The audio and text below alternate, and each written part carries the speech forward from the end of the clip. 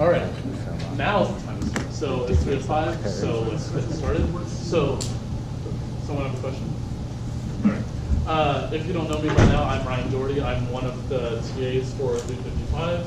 I hope you know it's 355 here, not some other class. So what these recitations are for are basically lecture help sessions because students have always been struggling with this class, and we thought recitations are a good idea, and they really do seem to work a lot. So what these are designed to do is I'm going to make up a few problems for us to work through the recitation, and you'll get to keep those as for extra practice. I'm attempting to record these. I don't know if it'll work in general, but I'm hoping it will. So are there any questions before we get started?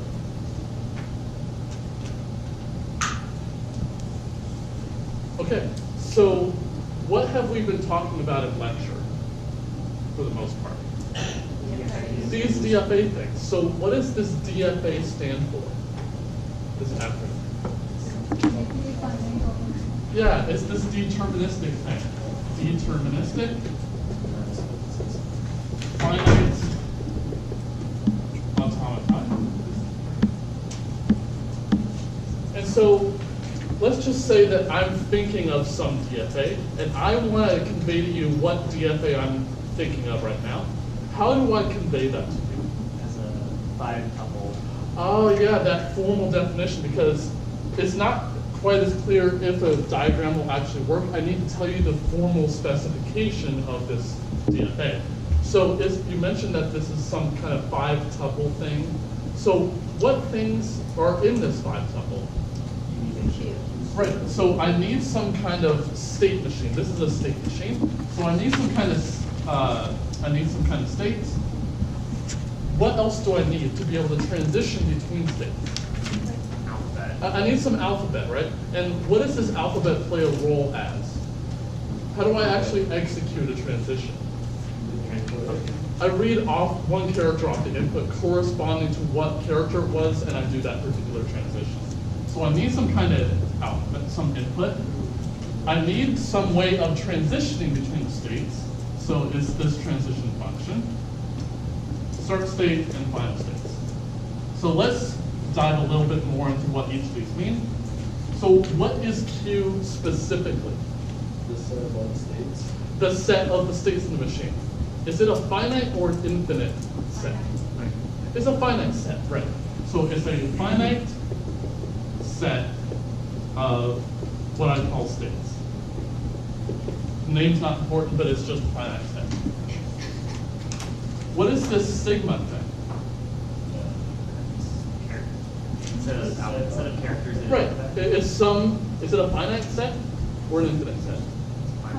Finite set, again. So because, I mean, the name kind of already indicates that. So finite set, which we call the alphabet. And it contains what we call characters, but that's not so important. What is this delta function? Transition function. It's the transition function, yeah. So a transition function. And so how is delta actually specified? What is the formal definition of the transition function? It's an onto function that maps a state and a input to another state.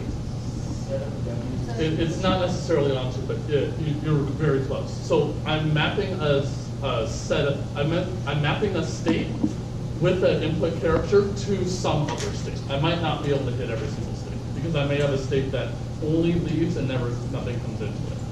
But what other thing do I know about the transition function? So It's a total function. it's a total function. Oh, what does that mean?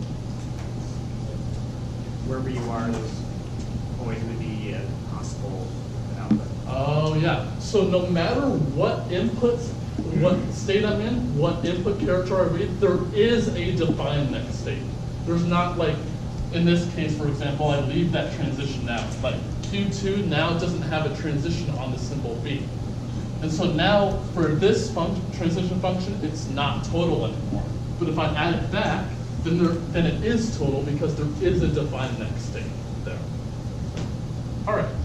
So what is this Q0 thing? Initial state. It's some initial state, right? So what we call the start state or initial state. And what do we know about Q0 in relation to some of the other things in here? What do we know the Q0 in relation to, say, Q? So what is Q0 in relation to big Q? Subset of It's an element. It's an element of, right? Because this is not a set itself, it's an element of the set, yes. So Q0 is in Q. Well, it's kind of intuitive because of the state word, but this makes it formally specified. All right, so what is this F thing? Right, it's a subset. It's a set of final possible. It's a set of possible final states. So set of final states. And what do we know about F in relation to some of the other things in here? It's a subset of Q. Right, it's a subset of Q. Is F a finite or an infinite set? What does this tell me right here immediately? Finite. It has to be finite because I already know Q is a finite set. So therefore, F must also be a finite set because it's a subset of a finite set. Right, so there are plenty of other shares. Any question about the formal definition of a DFA? So now let's try to apply this and trying to look at this particular DFA right here. So this is the first question on the handout I gave. So I have a state diagram of some DFA, and the first question, part A, is give me a formal complete specification for a DFA that looks like this. So what do I need to tell you to give you a formal specification? all those five. Right, I need to give you those 5 parts. So I gotta tell you what Q is, what sigma is, and the other 3. So what is Q? You said the magic words. It's the set containing Q0, Q1, and Q2. Remember, big Q is a set. And so it's not a list or something like that, it's a set. Okay, so we told you that. What is sigma? Is the set containing A and B, right. How did you actually figure that out? Only A and B are used in the diagram. Right, so where do I look in the diagram? At the transition. At the transition, the labels on the transitions. How do I know that there's not some other thing that I include here? Well, maybe like epsilon or something. How do I know not to include that? Because remember, the transition function is a total function. So no matter what state, I must have a symbol, every single symbol in the input alphabet must be leaving that state, going somewhere.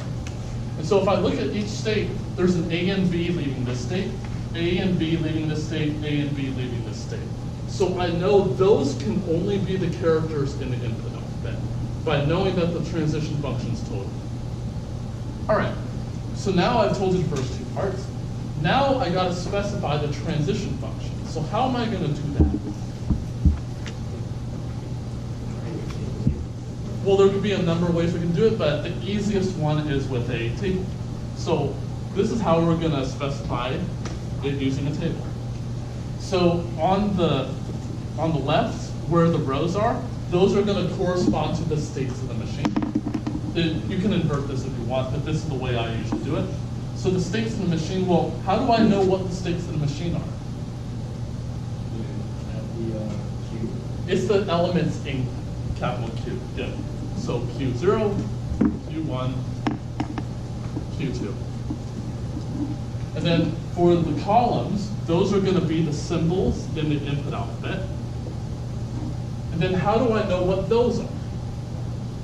The elements of sigma. The elements of sigma. Good. So by knowing what these 2 parts are, I can actually make the rows and columns of this table. Good. So now, how do I fill the entries of this table? Look at each state.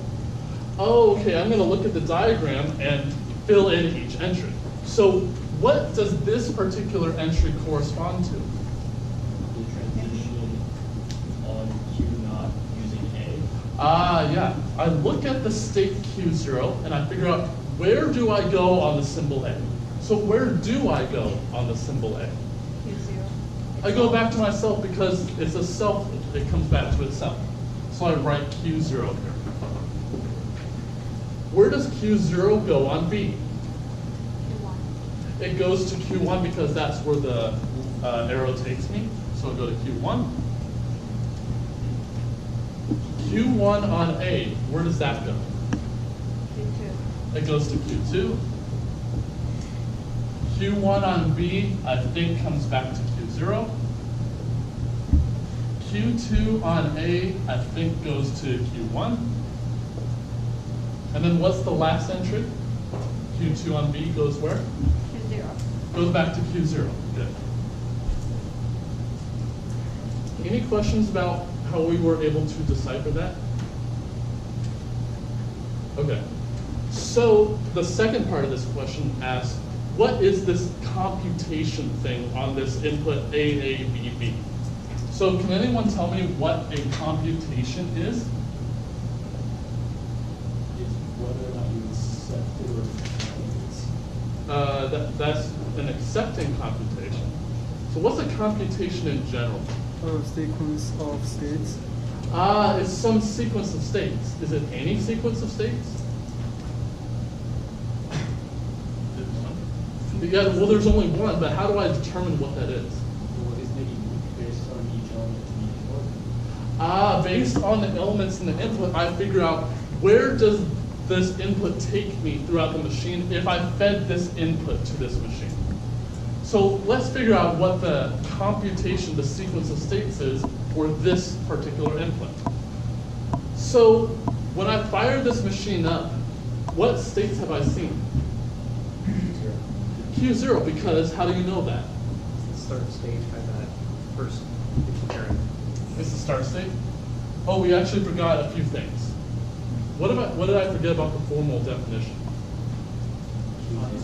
The start state and the final state. So what's the start state of this machine? Q0. Q0, and how did you know that? The arrow. It's indicated with the arrow coming in from nowhere. Good. So Q0, the start state is Q0. So what is, have I forgotten anything? F. Yeah, F, the set of final states. So I know it's a set, but what is in this set? Q1. Q1, it's got to be the states with what in the diagram? With the double circle. Good. And Q1's the only one with that property. I mentioned that because we didn't know where to start here until we determined what the start state was. So this was actually very important to figure out what the start state was. All right, well, is this the only state in that sequence? No. Well, what other states are in the sequence?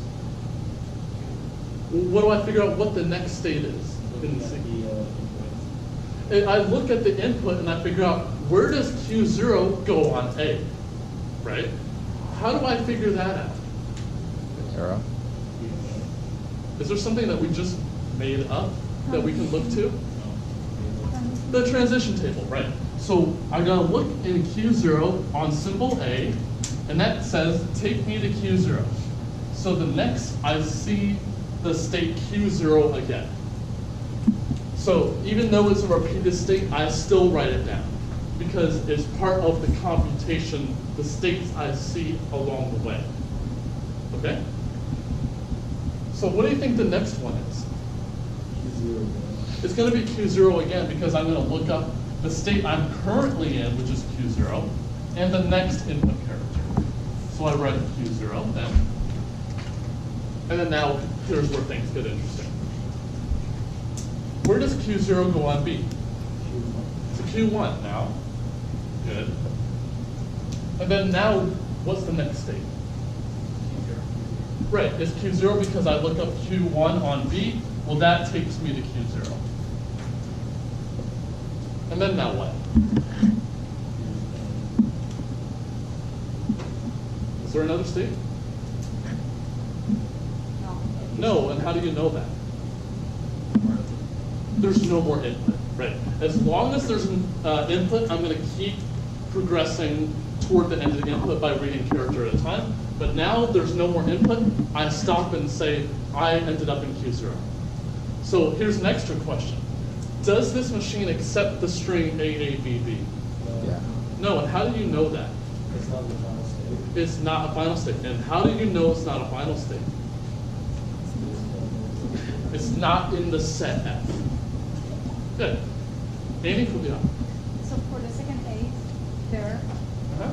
how did we get Q0? Did you look at? I looked at the transition function, and suppose we're right here, and we say we're currently in Q0, and the next character to read is A. Then I figure out if I'm in Q0 and I read an A, where do I go? And then I look up in the table that we just made, and we see, okay, we go to Q0. Okay. It's just because it's pointing to itself. Yeah, and because it's a self loop. Yeah, Okay. that's the only reason. Yeah. Any other questions?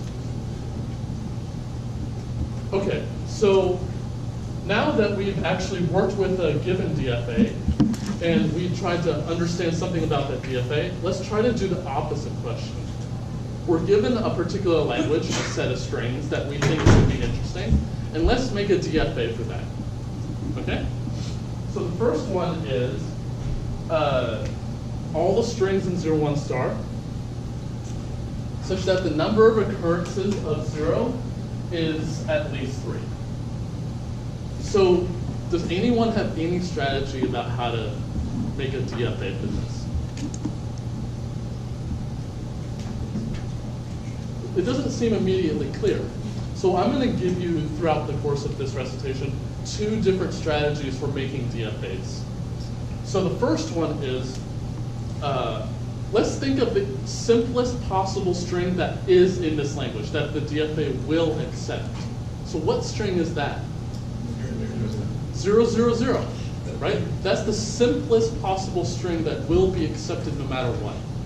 So let's just make a simple DFA that only has this as a path, then add the other transitions. So I'm going to have a DFA with 4 states with 3 transitions, 0, 0, 0. And then after that, we'll figure out what we have to do for the other transitions. So let's make 4 states. I can call these states anything I want, but the names will actually mean something to us in a second. So I'm going to make 4 states. So 0, 0, 0. Is there something I know about Q3? It has to be a final state, right? Because I have to accept the string 0, 0, 0. No matter what, I have to accept it. Sorry, the description of the DFA, do you mean 3 consecutive zeros or just 3 zeros? The number of the notation on the handout is not as clear. I mean this one more. The number of occurrences of 0 is at least 3. Okay. So if you see 3 zeros anywhere in the string, not necessarily in this consecutively. Yeah. English is so hard, right? Yeah. So formula is much better. So, but is there anything I know about Q3? I know. It has to be a final state because I have to accept 0, 0, 0. So I want to make that final. Do you think there's anything special as to why I call these Q0, Q1, Q2, Q3? Intermediate states. Well, let's think about it. How many zeros have I seen in Q0? 0. How many in Q1? 1. How many in Q2? 2. What about Q3? At least 3. At least 3. What if I had the string 0, 0, 0, 0 with 4 zeros? So should I accept that string? Yes. Yeah, because I have 3 zeros and then whatever else. So what should Q3 do on 0? Should loop on itself. Yes. Good. Am I done? No. What have I forgotten? The 1 transitions. But is there something you can infer about the 1 transitions? If I see a 1 anywhere in the string, does that change the number of zeros I've seen? No. So what do you think all the 1 transitions are going to do? They're going to self-loop. Because it doesn't change the number of zeros that we've seen. So this is a self-loop, and you're a self-loop, and you're a self-loop, and another self-loop. Now, am I done? Yeah, because we've modeled what the zeros are going to do, because all we want to do is count the number of zeros until it's at least 3, and then the ones we noted don't do anything. Right? So the strategy here is think of the simplest possible string you can think of that will be accepted, make that path, and then fill in all the other transitions. Okay? That won't necessarily work in general, but it will work a lot of the time. Any questions about that example at all? Okay, so let's do a somewhat related example. So this one is, I want all the strings that have 0, 1, 0 in sequence. So whereas before the zeros could appear anywhere, I want to see 0, 1, 0 consecutively, the substring 0, 1, 0. So let's think, maybe we can apply this strategy again. So what is the simplest possible string that will be in this language? 0, 1, 0. 0, 1, 0, yeah, perfectly acceptable. So the names and the states won't necessarily mean anything here, but I still want to accept 0, 1, 0.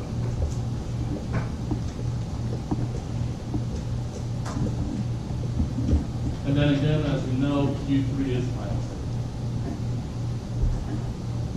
Okay? I know I have some transitions left out. What do you think Q3 is going to do? It's going to self-loop. Why? We're done. We're done. We're trying to think of this path as Q0. I haven't seen anything of 0, 1, 0 yet. Q1 means I've seen a 0 so far. Q2 means I've seen 0, 1 in that order. And then Q3 means I've seen 0, 1, 0. Okay? So once I get to Q3, I don't care what happens after the string. So we just need to self-loop afterward. Okay? Let's see. So now we have some other transitions to fill in. So what do you think Q0 is going to do on 1? We come to the consensus that it should self-loop. Why? Because if I make it go anywhere else, then that means that I've seen something of 0, 1, 0, but I don't want that to happen because I've just seen a 1. So it should self-loop here. All right. Q1 on 0. Back to Q0. Let's see. So if I see a 0 here, where should it go? Q0. I hear some Q1s and Q0s. What do you think?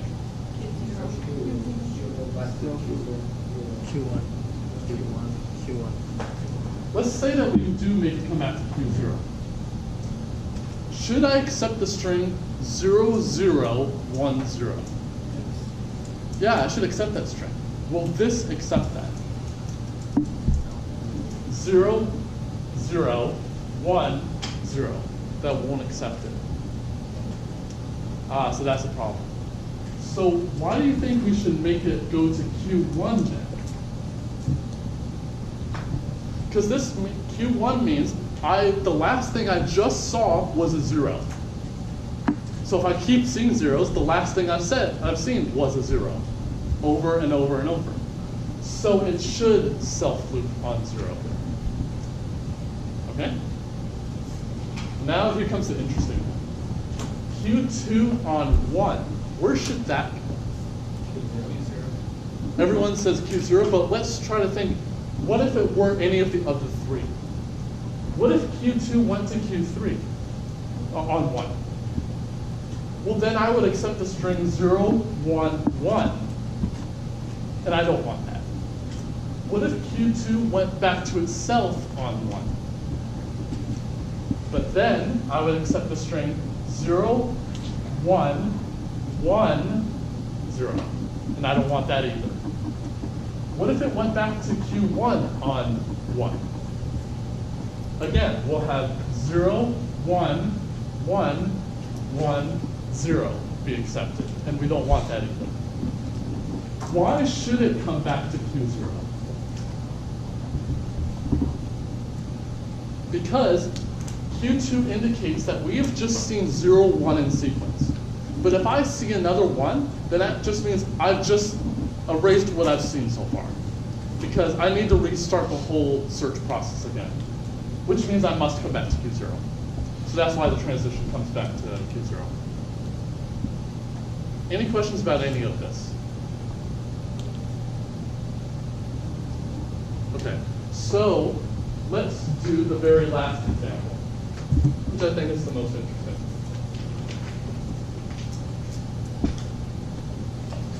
All right. Dr. Coburn mentioned this problem in class. Did any of you actually try it? I thought so. But at least you get to see it here, which is good.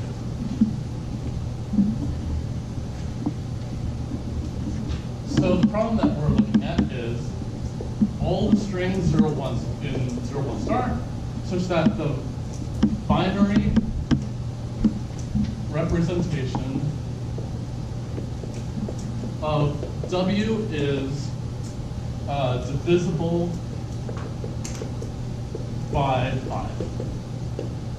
This 5 is not necessarily that important, but it's the divisibility thing that's more important. So I told you one strategy that we wanted to recognize the string first and then fill in all the other transitions. You could do that here, but it ends up being quite complicated.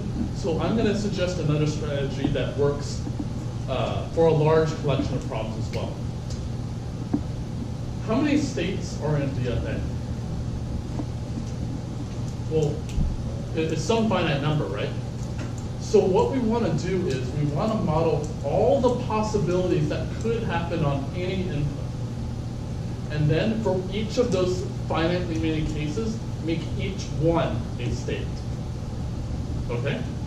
So all the possibilities that can happen. So like, if we wanted to recognize the set of strings whose length is even, well, we know that the length could be even or odd. Make each one of those a state. And then make the transitions in between. So let's think about what the possibilities are here. Well, it could be, your initial thought might be, is either divisible by 5 or it's not divisible by 5, right? Then that's your initial conclusion, and then let's just make those states.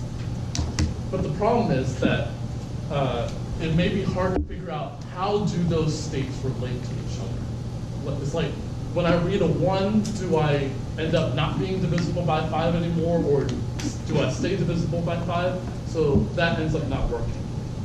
So let's try a different strategy. What's another way of saying divisible by 5? It's modified.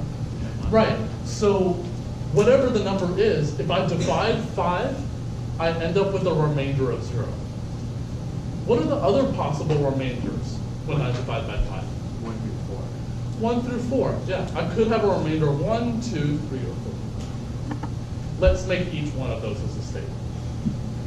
So I'm going to have a state Q0 for remainder 0 mod 5, Q1 for remainder 1, 2, 3, and 4. So I'm going to have a state Q0, Q1, Q2, Q3, and Q4. And again, I didn't say that this idea will work, it will, but it's just to think, to try to find a strategy and then seeing if that strategy will work, because this seems like a perfectly good strategy. Okay, so I told you the states. Have I told you anything else? Have I told you the input alphabet? It's binary. Yeah, I told you up here, I want all the strings in 0, 1 star, all the binary strings. So I told you sigma, so that's good. I gotta tell you the other three now. So I'm gonna leave the transition function to last. So what should the start state be? It should be Q0. Why is it Q0? Well, let's think about it. If the machine starts up, what have I seen? Nothing. So what is the binary number for nothing? 0. Yeah. So what is 0 mod 5? 0. So it should be Q0.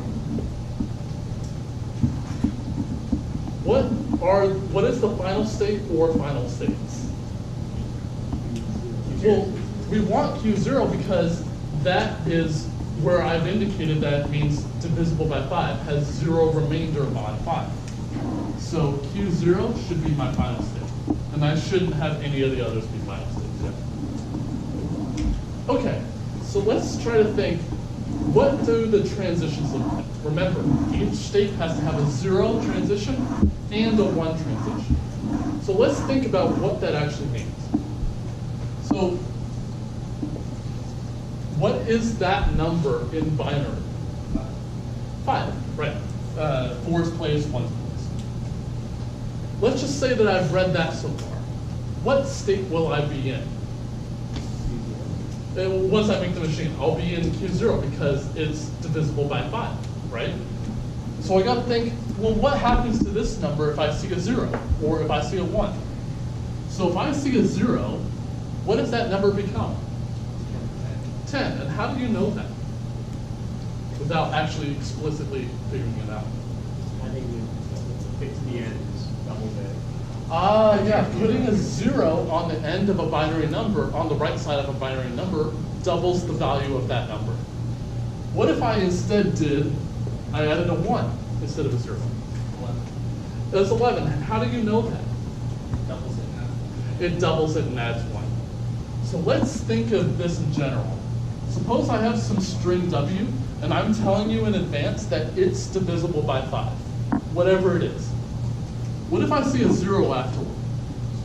Is that divisible by 5 too? Yeah, because I'm just multiplying by 2. That doesn't change the fact of whether it's divisible by 5 or not. So what should Q0 do on 0? Loop on itself, right? Because I'm just multiplying by 2 in that case. What should Q0 do on the symbol 1? Should go to Q1. Why? It's remainder 1 now? Right. So all you're doing here is thinking about what does the remainder do? So here, all we're doing is remainder 0 times 2. What is 0 times 2? I hope it's 0, right? So that's why we stay here when reading a 0. If I see a 1, that means 0 times 2 plus 1. Well, what is that? That's Q1. So Q0 on 1 should go where? Q1, right.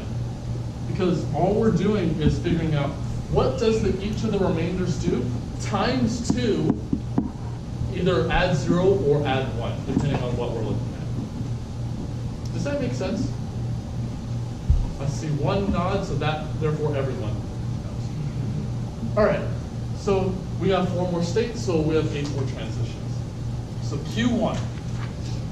What does Q1 do on 0? Well, think. The remainder is 1 times 2. What is 1 times 2? 2. So, and then add 0, which is 2. So it goes to Q2. What about on the symbol 1? Well, think. 1 times 2 plus 1. I think that's 3. I hope that's 3. So it goes to Q. And now it's where it starts getting interesting. Q2 on the symbol 0, where do you think that goes? Q4. 2 times 2, add 0, is 4. So that goes here. Now it's an interesting case. Where does Q2 go on 1? Q0. How do you know that? What is 2 times 2 plus 1? 5. Q5. Mod 5 is 0. I don't see a Q5 there. If you have remainder 5, then you are That's exactly it. group If I'm remainder 5, what is that mod 5? 0. 0. So I should go from Q2 to Q0 on 1. So I kind of left out a little bit of information when I said it's just multiplying by the remainder by 2 and then either adding 0 or 1. It's doing that, but then modding 5. So that doesn't cause a problem earlier because, for example, 1 times 2 plus 1 is 3. 3 mod 5 is still 3. So it was easier to think without the extra mod at the end, but we need it down here when we actually get over 5. Any questions on that? So we have 2 more states. Q3. Where do you think Q3 goes on 0? Back to Q1. Right, so let's think. 3 times 2 is 6, I hope. What is 6 mod 5? 1. So this goes back to Q1.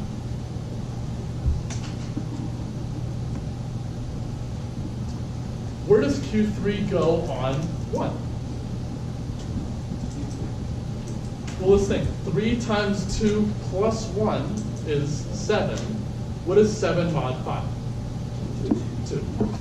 So I go over here. One more state to go. What does Q4 do on 0?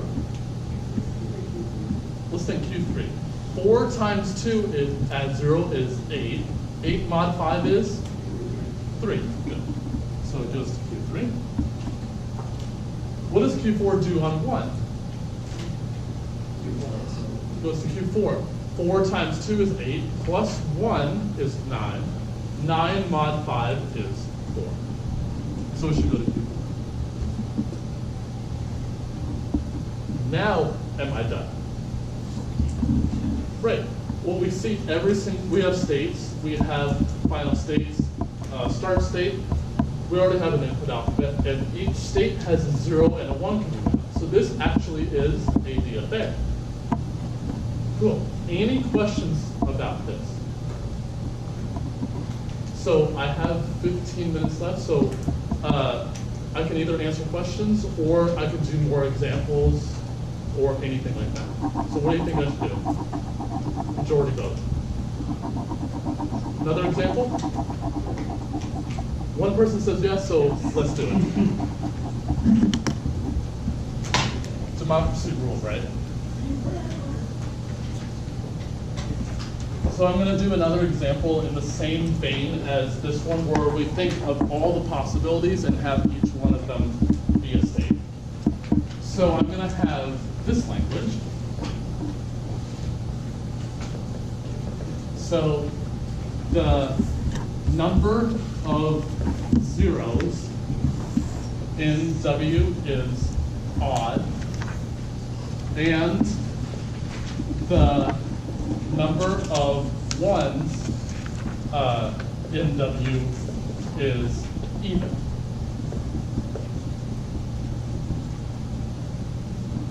So I want to accept the strings that have an odd number of zeros and an even number of ones. Those are the strings I want to accept. So what do you think my states are going to be here?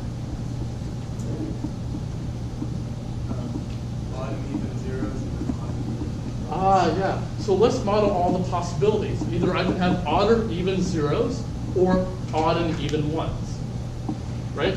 So let's just model all 4 of those possibilities. So I'm going to name my states such that we can capture that notion. So let's have Q, odd, odd. So the state names are going to be that the first one represents the 0 part, and the second one means the number of ones part. So this state means I've seen an odd number of zeros and an odd number of ones. So now we got to make the other states. So odd, even. Q, even, odd. And Q, even, even. So Maybe this idea won't work, it will, but let's just try it anyway. Okay, so now that I've told you states, do you know the input alphabet? Yeah, because I told you that in the definition of the language. What is the start state? Q even Q even. How do you know that? Because if I haven't seen anything, I've seen 0 zeros and 0 ones. So that must mean that I've seen an even number of each, and therefore that's my start state. Okay? Cool. What are my final states or final state? Well, I want the case where the number of zeros is odd and the number of ones is even. So I should see an odd even in the subscript. Oh, then that's that state over here.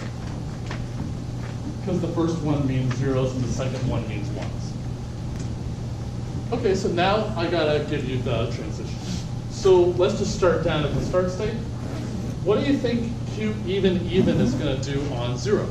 Odd even. It's gonna go to odd even, which is over here. And what do you think it's gonna do on a 1? Q even is probably gonna go to even odd. Because if I've seen an even number of zeros, if I see one more, then I go to odd, and the same thing for the 1. What about odd even? What is it going to do on 0? It's going to come back to even. Whoa. Do you think that there's some kind of pattern that's going to come about here? Can you tell what these two states are going to do on 0? Yeah, what are they going to do? They're going to go up and down, right? So this state on 0 is going to come down here, and this state is going to go up on 0. How do you know that?